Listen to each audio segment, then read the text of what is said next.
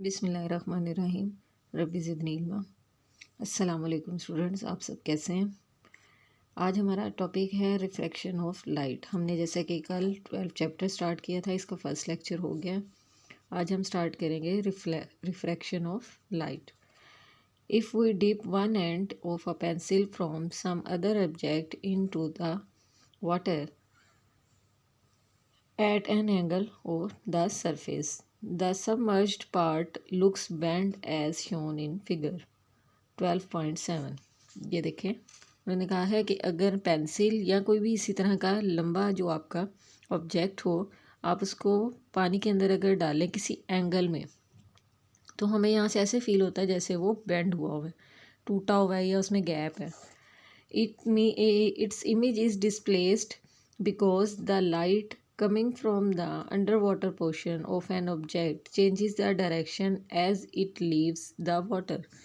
यानी हमें ऐसा क्यों नज़र आता है कि जैसे जो लाइट अंदर से आ रही है वो जैसे बाहर आती है, यानी वाटर से एयर में आती है, तो वो अपना रास्ता चेंज कर लेती है। उसकी वजह से ही ये बेंडिंग हमें नज़र आती है। This bending of light as passes from one transparent medium to another transparent is called refraction। यानी इस चीज़ को हम क्या कहते हैं, refraction. Refraction of light can be explained with the help of 12.8 the ray of light IO travelling from air and falls on the surface of a glass block। यानी ये glass block है, इंसिडेंट रे यहाँ से आई, यहाँ टकराई और क्या हुआ कि इसके अंदर से पास ऑन भी की। At the air glass interface, यानी ग्लास और एयर के इंटरफेस पे ये, ठीक है। The ray of light IO changes the direction and bend towards the normal. यानी यहाँ पर अगर आप देखें तो आपकी जो रे है आई वो एंटर हुई और उसके बाद अपनी डायरेक्शन उसने चेंज की और वो किस में कन्वर्ट हो गई। पहले वो IO थी, अब वो हो गई है OR। द रे IO and OR called the incident रे एंड रिफ्रैक्टिव रे रिस्पेक्टिवली। यानी IO क्या है, इंसिडेंट रे, और OR क्या है, रिफ्रैक्टेड रे, और ये क्या है, रिस्पेक्टिवली। ठीक है, यानी बिल तरतीब। पहले वाली क्या है, इंसिडेंट रे, और दूसरे वाली क्या है, रिफ्रैक्टेड रे। The angle made by the incident रे with the normal is called angle of incidence. यानी वो एंगल जो कि इंसिडेंट रे बना रही है नॉर्मल के साथ, यहाँ से ये और यहाँ से, ठीक है, तो ये एंगल क्या कहलाएगा, incidence angle. An angle R is made by the refracted ray with the normal is called angle of refraction। यानी यहाँ पर जो दूसरा आपका एंगल बनेगा, एंगल रिफ्रैक्टेड रे और नॉर्मल का, तो वो क्या कहलाएगा, एंगल ऑफ रिफ्रैक्शन। ठीक है, यहाँ से अगर आप देखें आगे, when refracted ray leaves the glass it bends away from the normal and travels along the path ME। Thus, the process of bending of light as passes from one medium to another medium is called refraction of light। यानी light आई दूसरे medium से भी गुजर गई, या reflection में हम क्या पढ़ रहे थे कि लाइट आई, टकराई और वापस चली गई, दूसरे मीडियम से गुजरी नहीं। अब ये कौन सा फिनोमेना कि लाइट आई और उसमें से गुजरी दूसरे मीडियम से और फिर बाहर फर्स्ट वाले मीडियम में भी चली गई। इस चीज़ को या इस फिनोमिना को हम क्या कहते हैं, refraction of light. Laws of refraction, the incident ray, refracted ray and the normal at the point of incidence all lie in the same plane. यानी ये सब के सब कहाँ लाई करते हैं, एक सेम प्लेन में, इंसिडेंट रे, रिफ्रैक्टेड रे, इंसिडेंट पॉइंट और नॉर्मल। ठीक है, दूसरा हमारा लॉ क्या है, हमने रिफ्लेक्शन में तो ये पढ़ा था कि incident angle and reflected angle is equal. यहाँ पर हम देखते हैं, the ratio of sine of angles of incident and the angle sine of angle of refraction is always equal to the constant. ये है वो, यानी ये जो लॉ है sine n over sine r, ये आपका असल में सेकंड लॉ ऑफ रिफ्रैक्शन है। यानी ये एक कांस्टेंट है, यानी हर मीडियम अपने अकॉर्डिंग कांस्टेंट होगा। यानी एयर में क्या है रिफ्रैक्शन, यानी एयर में कितना रिफ्रैक्शन होता है। इसके अलावा आपके जो वाटर है उसमें कितना होता है, ग्लास में कितना होता है, वो सारा रिफ्रैक्शन एक कांस्टेंट में आएगा। जैसे यहाँ पर ये एक टेबल दिया गया है, ये देखें आप, इसमें उन्होंने दिखा दिया हुआ है कि डायमंड में, क्यूबिक जिरकोनिया में, ग्लास फ्लिंट में, क्राउन में। फ्लिंट जो होता है वो थोड़ा सा मतलब गदला होता है और क्राउन बिल्कुल क्लियर ग्लास होता है। उसके बाद है एथाइल अल्कोहल में, आइस में, वाटर में और एयर में। ये वो रेशो है जितनी रेशो पर, जितने डिग्री पर आपकी लाइट नॉर्मल की तरफ या नॉर्मल से दूर, ठीक है, टूवर्ड्स या अवे बेंड होगी। ठीक है, ये वो रेशो है कि आपका एंगल आई जो है और एंगल आर जो है उसमें ये जो रेशो होगी ये कांस्टेंट है। Where the ratio sine i and sine r is known as the refractive index of the second medium with respect to the first medium. ठीक है, तो ये आपका रिफ्रैक्टिव इंडेक्स है किसका, सेकेंड मीडियम का। It is called the Snell's law. इसको हम क्या कहते हैं, स्नेल्स लॉ। अब यहाँ पर एक छोटा सा टॉपिक है, ये आपके स्मार्ट सिलेबस में शामिल नहीं है, लेकिन फिर भी थोड़ा सा इसको रीड करते हैं। The speed of light in a medium, refraction of light is caused by the difference in speed of light in different medium. For example, the speed of light in air approximately 3.10⁸ metre per second. However, when the light travels through the medium, such as water and glass, its speed decreases. यानी refraction किस वजह से होता है, वो कहीं ना कहीं स्पीड ऑफ लाइट पे डिपेंडेंट है, क्योंकि एयर में स्पीड ऑफ लाइट ये है, लेकिन जैसे ही ग्लास या कोई डेंसिटी वाले, जो हाई डेंसिटी वाले होते हैं, उन मीडियम्स में से अगर पास ऑन करती हैं तो उसमें क्या हो जाता है कि स्पीड ऑफ लाइट जो है वो कम हो जाती है। वाटर में कितनी रह जाती है, 2.3 × 10⁸ मीटर पर सेकेंड। ग्लास में कितनी है, 2.0 × 10⁸ metre per second. To describe the change in speed of light in medium वो use the term index of refraction and refractive index. यानी रिफ्रैक्टिव इंडेक्स फाइंड आउट करने का एक तरीका तो ये है कि एंगल्स आपको पता हो। दूसरा तरीका क्या है कि आपको अगर स्पीड ऑफ लाइट पता हो जो एयर में है वो, और उस मीडियम में जो हो, जैसे कि यहाँ वाटर की अगर दी गई है तो मैंने रिफ्रैक्टिव इंडेक्स ऑफ वाटर अगर फाइंड आउट करना है तो मैं इन दोनों को आपस में डिवाइड कर दूँगी। अगर मैंने refractive index of glass find out करना है तो मैं इन दोनों को आपस में डिवाइड करूँगी। यहाँ पर देखिए ये दिया भी गया है, refractive index, the refractive index n in the medium is the ratio of speed of light in air and speed of light in medium. यहाँ पर भी रेशियो है, angle in first medium, angle in second medium, और उनकी ratio क्या बनती है, constant. यहाँ पर भी देखें तो speed of light in air and speed of light in medium, इसको अगर आप डिवाइड करें तो तब भी आंसर क्या आएगा, उसका रिफ्रैक्टिव इंडेक्स। ये दोनों आप फाइंड आउट इस तरह से करके देख सकते हैं। जैसे कि अगर स्पीड ऑफ एयर और speed of light in air की जाए और speed of light in water की जाए तो आंसर आएगा ये। और अगर speed of light in air and speed of light in glass की जाए जो यहाँ दी गई है, तब आपका आंसर आएगा इन दोनों में से कोई एक। ये फ्लिंट ग्लास है और ये क्राउन ग्लास है। ठीक है जी, ये हो गया। इसके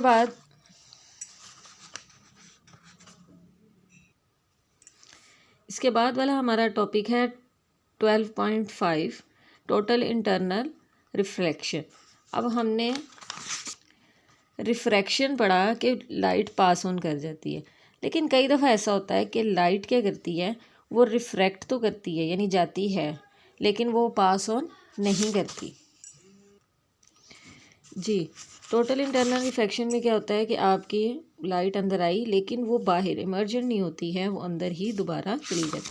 इस चीज़ को हम टोटल इंटरनल रिफ्लेक्शन बोलते हैं कि लाइट रिफ्रैक्ट तो हुई, लेकिन वो रिफ्रैक्ट नहीं हुई, वो दोबारा क्या हुई, उसी मीडियम के अंदर ही रिफ्लेक्शन हो गया उसका। When the ray of light travelling from in denser medium enters into the rarer medium, denser medium and rare, denser medium कौन सा होता है आपका, जो कि जी डेंसर मीडियम से रेयर मीडियम में जाता है, तो it towards away the its bends away the from the normal, यानी जब आपकी लाइट रे डेंसर मीडियम से रेयर मीडियम में जाती है तो वो क्या हो जाती है, नॉर्मल से दूर हो जाती है। इसका मीनिंग है कि डेंसर मैंने यानी जो हैवी मीडियम जिनकी डेंसिटी ज़्यादा है, और रेयर मीडियम जिनकी डेंसिटी कम है। जैसे ये देखें, आपकी ग्लास में से फाइंड हुई और एयर में जब गई है तो यहाँ पर एंगल उसका इंक्रीज़ कर गया। If the angle of incidence increases, यानी अगर हम एंगल ऑफ इंसिडेंस को इंक्रीज़ करते जाएं, इस तरफ को करते जाएं, तो आहिस्ता आहिस्ता क्या होगा कि लाइट भी जो है वो इधर को उसका एंगल इंक्रीज़ होना शुरू हो जाएगा। यानी ये ऐसे ही है कि जैसे मैं एक पेंसिल को ऐसे रख के और ऐसे ऐसे मूव करवाना शुरू करूँ, तो ये एक टाइम क्या होगा कि एक ऐसे एंगल पे आ जाएगी जहाँ पर ये इसके ऊपर आ जाएगी, ओवरलैप कर जाएगी। ये देखें, ठीक है, एरो बना हुआ है ना, पहले एरो नहीं था यहाँ पे। इसका मीनिंग है कि ये यहाँ पर रिफ्रैक्ट हो गई है 90 डिग्री पे, यानी ये एंगल और ये एंगल कितने का हो गया, 90 डिग्री का। तो उन्होंने कहा है कि अगर एंगल ऑफ इंसिडेंस को इंक्रीज़ करते जाएं तो angle of refraction also increase. At the particular value of angle of incident the angle of refraction becomes 90, यानी हम जब एंगल को इंक्रीज़ करते जाएंगे तो एक टाइम ऐसा आएगा कि एंगल ऑफ रिफ्रैक्शन क्या हो जाएगा, 90 डिग्री, और वो सिर्फ एक ही वैल्यू होगी, क्योंकि जैसे ही आप उससे आगे मूव ऑन करवाएंगे तो ये अंदर की तरफ आ जाएगी लाइट, ठीक है। तो यहाँ से उन्होंने कहा कि वो एंगल जो कि कॉज कर देता है कि रिफ्रैक्टेड रे जो है वो rarer medium to bend through the 90 degree is called critical angle. यानी जब आपने इंसिडेंट एंगल को इंक्रीज़ करते गए और एक टाइम पे उसने बाहर नॉर्मल के साथ एंगल बना दिया 90 डिग्री का रिफ्रैक्टेड रे ने, तो ये जो पॉइंट होगा, ये जो वैल्यू होगी वो क्या कहलाएगी, critical angle. When the angle of incidence become larger than the critical angle, यानी क्या होगा कि मैं मज़ीद इसको इंक्रीज़ करती जाऊँ तो आपकी मज़ीद इसको इंक्रीज़ करती जाऊँ तो आपकी ये क्या होगी, बैंड होके कि ये इसको कन्वर्ट कर देगी। इसको बैंड करने के बाद क्या होगा कि ये मज़ीद अंदर की तरफ चली जाएगी। जैसे मैंने अभी कहा कि एक टाइम तो ऐसा आएगा कि मैं ऐसे पेंसिल को मूव भी अगर करवा रही हूँ तो एक टाइम तो ऐसा आएगा कि वो बिल्कुल इधर आ जाएगी, लेकिन मज़ीद अगर बैंड करती जाऊँगी तो वो किधर आ जाएगी, अंदर की तरफ। लेकिन लाइट रे क्या कर रही है कि वो इंसिडेंट तो अंदर ही है, लेकिन आपका इंसिडेंट एंगल इतना ज़्यादा इंक्रीज़ कर जाए कि ये दोबारा अंदर की तरफ रिफ्रैक्ट हो जाए, ठीक है। सबसे पहले फिनोमिना क्या है कि वो पॉइंट जहाँ, वो वैल्यू जहाँ पर आपकी इंसिडेंट एंगल की वो वैल्यू जो कि आपकी रे को रिफ्रैक्ट करवा दे 90 डिग्री पे, उस वैल्यू को हम क्या कहते हैं, क्रिटिकल एंगल। लेकिन टोटल इंटरनल रिफ्रैक्शन कब होगा, when the angle of incidence become larger than the critical angle on no refraction occur, यानी जब क्रिटिकल एंगल इतना ज़्यादा हो जाए, क्रिटिकल एंगल इंसिडेंट एंगल की वैल्यू इतनी ज़्यादा हो जाए कि वो क्रिटिकल एंगल को भी की वैल्यू को भी क्रॉस कर जाए, तो रिफ्रैक्शन नहीं होता, मतलब 90 पे बैंड भी नहीं होगा, वो क्या होगा, अंदर आ जाएगा। The entire light is reflected back into the denser medium, यानी डेंसर मीडियम में ही वापस आ जाएगी, मतलब ग्लास में। This is known as total internal reflection, इसे हम क्या कहते हैं, टोटल इंटरनल रिफ्लेक्शन। जो हमारे अब ट्रैवल करवाने के लिए हम लोग ऑप्टिकल फाइबर्स यूज़ करते हैं, ये वो असल में इसी फिनोमिना पे काम करते हैं, टोटल इंटरनल रिफ्लेक्शन होता है उसमें, ठीक है। तो दोबारा इसको मैं थोड़ा सा समराइज़ कर देती हूँ कि वो एंगल ऑफ इंसिडेंस या वो value of angle of incidence जहाँ पर आपकी रे 90 पे बैंड हो जाए, रिफ्रैक्टेड हो जाए 90 के एंगल पे, उस वैल्यू को हम कहते हैं critical angle. Total internal reflection कब होगा, जब आपके इंसिडेंट एंगल जो है उसकी वैल्यू क्रिटिकल एंगल से ज़्यादा हो जाए, तो लाइट क्या करती है, 90 पे बैंड नहीं होती बल्कि दोबारा मीडियम के अंदर ही बैंड हो जाती है, ठीक है बेटा। उसके बाद उन्होंने हमारे ये सारे जो इसके यूजेस हैं वो इसमें से स्किप कर दिए हुए हैं ये भी। और उसके बाद ये एक पॉइंट हमारा उन्होंने यहाँ लिया हुआ है, वो है रिफ्रैक्शन थ्रू द प्रिज्म। यहाँ पर हम लोगों ने जो रिफ्रैक्शन पढ़ा था उसमें एंगल चेंज होता था, और वो एंगल रिफ्रैक्ट होने के बाद, रिफ्रैक्शन होने के बाद आपकी एंगल ऑफ रिफ्रैक्शन होने के बाद फिर आपकी लाइट जो थी वो बेंड होती थी। यहाँ पर अब हम इसको डिस्कस करेंगे प्रिज्म में। हम प्रिज्म में इसको क्यों डिस्कस कर रहे हैं, क्योंकि यहाँ अगर आप मीडियम की शेप देखें तो ये स्ट्रेट लाइन है। प्रिज्म में ऐसा नहीं होता। प्रिज्म में अगर आप ये नोट करें तो ये बेंडिंग है, ये एंगल है कोई ना कोई, ये ठीक है। तो इस वजह से इसमें रिफ्रैक्शन थोड़ा सा चेंज है, लेकिन होगा रिफ्रैक्शन ही, यानी लाइट आई, इंसिडेंट वो इधर से आई और आकर इसमें से पास ऑन करके आगे चली गई, ठीक है। ये आई और इधर पास ऑन कर गई। Prism is a transparent object made of the optical glass with at least two smooth plane faces inclined towards each other। यानी प्रिज्म नॉर्मली जो होता है वो क्या होता है कि ऑप्टिकल ग्लास का बना होता है और उसके दो प्लेन सरफेसेस होती हैं, लेकिन वो आपस में क्या होती हैं, किसी न किसी एंगल के ऊपर इंक्लाइंड होती हैं, ये ठीक है। Each other from which light is refracted, यानी जिसके अंदर से लाइट जो है उसकी रिफ्रैक्शन होती है। In case of triangular prism the emergent ray is not parallel to the incident ray, यानी जब आपका ये ट्रायंगुलर होता है तो यहाँ से जब आपकी रे आई और बेंड हुई तो इस तरह से आई, यानी असूली तौर पर इसको पैरेलल हो जाना चाहिए, यानी ये और ऐसे हो जाना चाहिए था, लेकिन ऐसा नहीं होता। The incident ray PE makes an angle of incidence E at point I at E and is refracted towards the normal as EF, यानी इंसिडेंट रे आई ये P और E वो यहाँ से बेंड हुई, रिफ्रैक्ट हुई, उसने एंगल ऑफ R बनाया, लेकिन यहाँ अगर आप रिफ्रैक्शन देखें तो सीधी लाइन है, किस वजह से, ये एंगल की वजह से, क्योंकि जो वहाँ पर बेंडिंग हो रही थी वो हमारी जो हो रही थी वो स्ट्रेट लाइन होने की वजह से हो रही थी, यानी स्ट्रेट आपके उसके प्लेन के होने की वजह से। उसके बाद है inside the refractive ray EF, यानी ये जो है E और F makes an angle R with the normal inside the prism and travels to the other face of prism. वही चीज़ के रिफ्रैक्शन, लाइट आई, रिफ्रैक्ट हुई और वो यहाँ पर आ गई दूसरे फेज पर।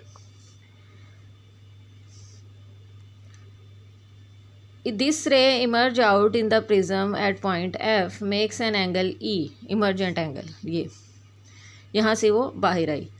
Hence the emergent ray as FS is not parallel to the incident ray. वो क्यों नहीं पैरेलल है, यानी जब आपने ये एंगल इंसिडेंट रे आई, रिफ्रैक्ट हुई और बाहर चली गई, अब ये पैरेलल क्यों नहीं है।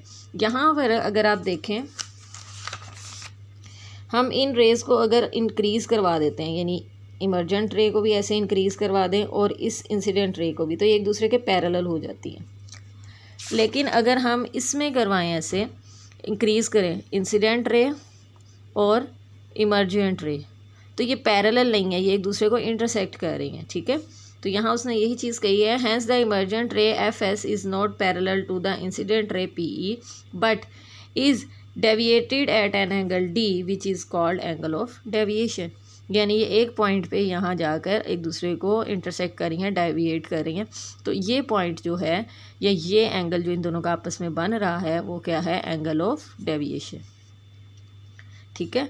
अब यहाँ पर ये आप सोचेंगे कि ये स्ट्रेट क्यों रिफ्लेक्ट हो रहा है, तो मैंने आपको बताया कि प्रिज्म में ये जो एंगल है जिसकी वजह से ये पूरी दोनों आपके जो फेजेस हैं वो इंक्लाइंड हैं एक दूसरे पे, उसकी वजह से है।